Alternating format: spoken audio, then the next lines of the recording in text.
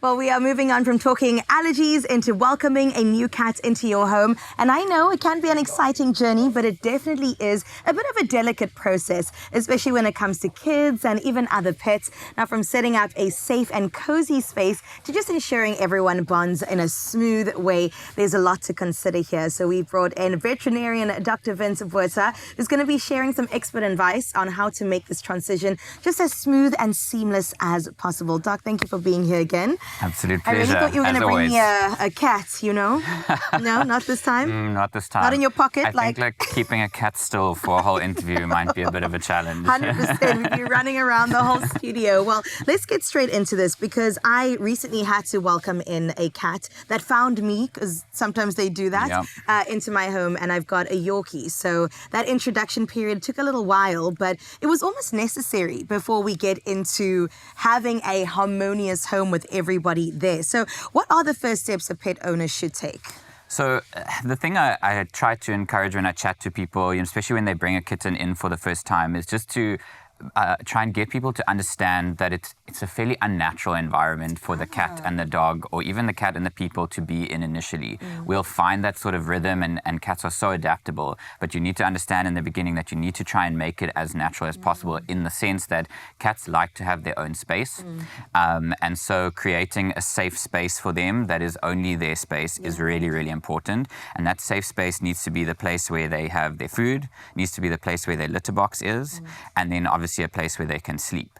But really importantly, it needs to be very separate from a lot of activity in the house. So you don't want to put in like your kid's bedroom, because they're going to be running around wild and having a great time, and loud and noisy and dropping toys, that sort of thing. But you also want to have it slightly off the ground, especially if you have dogs in the house.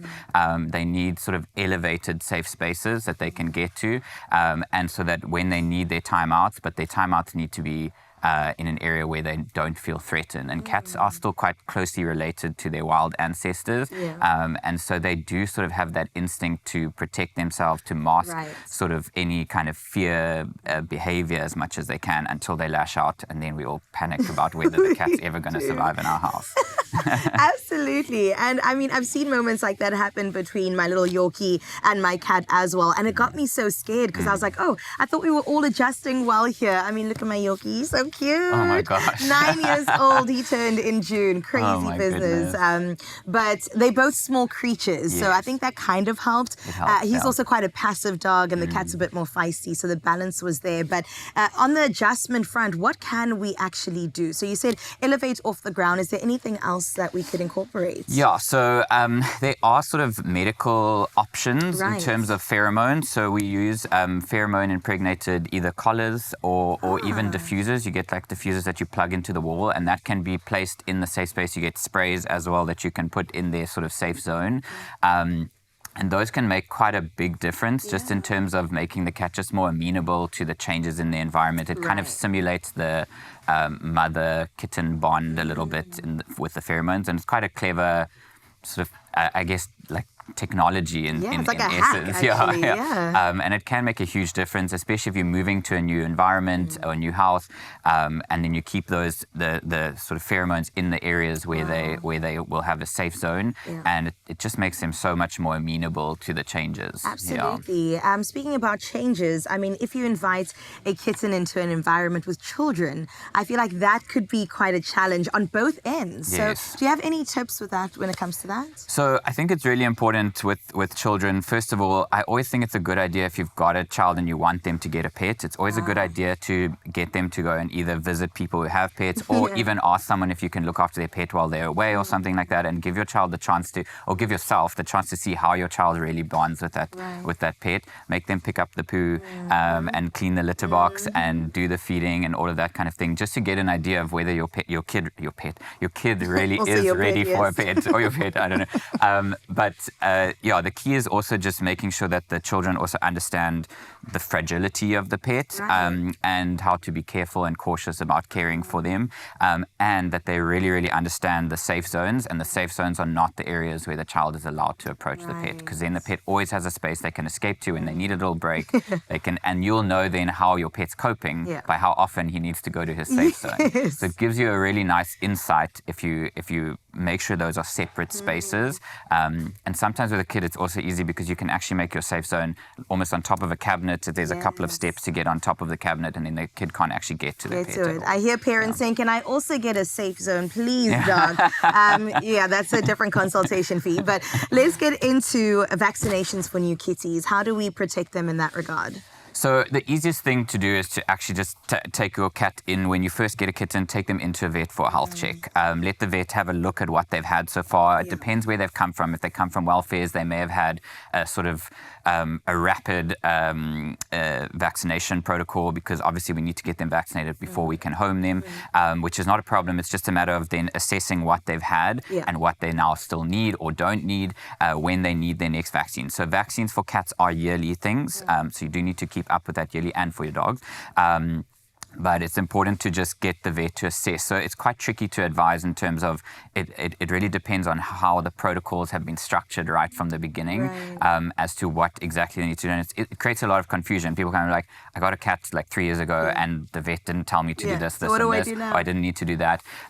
But they might have been given a vaccine really early on purpose because they were in an environment with lots of other cats, in a cattery, being in a breeding environment, and they might have been started a little bit early, which meant we might have to do a little bit more in terms of the vaccination protocol, or not. And so it is really important to just chat with your vet. Do an initial consult when you get the new pet, because you can also discuss the sort of behavior of the pet. And what you need to do to try and make sure that that's as smooth as possible. Absolutely. I love that we're protecting our furry friends, because it's a two-way street. We're protecting ourselves and protecting them in terms of heartbreak. We want our kitties to stay here forever, right? Speaking of, let's get into parasites. What are things that we should be looking out for, protecting them from? Yeah, so with cats, as we touched on last week, the tick and flea thing is a real thing. I think a lot of people have this idea, well, like cats are virtually wild. They don't really need much care and much attention. But the truth is we're now taking them out of a wild environment and we're putting them in our homes. So we do need to make sure we're protecting our environment as well as them and as well as our other pets, because fleas can spread between dogs and cats. Obviously ticks and fleas can bite the humans in the house as well. So it is really important that you're making sure that you're giving them good tick and flea treatment. And again, if you're taking your cat out from a breeding environment or a cattery or coming from a welfare or rescue, there's a strong probability that they have picked up a couple of things. They may have been treated with whatever, especially with a welfare, whatever they have on hand, but it might not be something that covers everything. And so it's really nice to then check in with your vet. And then, I mean, the new NEXGUARD combo is great because it's something that covers ticks, fleas, and worms all in one. And then you're kind of doing that as a once-off. Again, if you pop into your vet, after collecting the kitten, we do a good health check, and then we can actually do that for you and do the first application, show you how to do it, and then take it from there. Oh, lovely. Well, we are sorted with Dr. Vince in the building every single time. He just gets us right when it comes to our furry friends. And as cat parents, you and I, we want nothing but the best for our furry friends, right? And that means keeping them safe. Now, NEXGUARD Combo, as you heard, is part of the NEXGUARD brand family and the global #1 pet parasiticide in sales.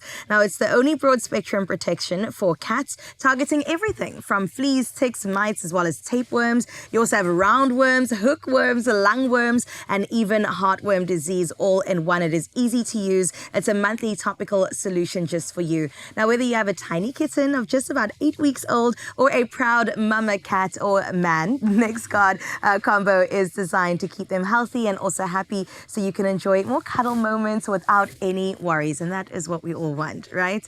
Now, the good news is that you stand the chance to win 2,000 Rand cash. You heard me right. Simply reply to the competition post on our Expresso social media pages and tell us the funniest places you've ever found your cat hiding. And I know they really are so good at hide and seek. Don't forget to use that hashtag NEXGUARD Combo and also hashtag Guardians of Love. Now, this competition does close at midday tomorrow. And of course, all those T's and C's can be found on expressoshow.com. We gave you so much to do with your furry friends. Now go give them a cuddle in this break very quickly, though, and the both of you can come back afterwards.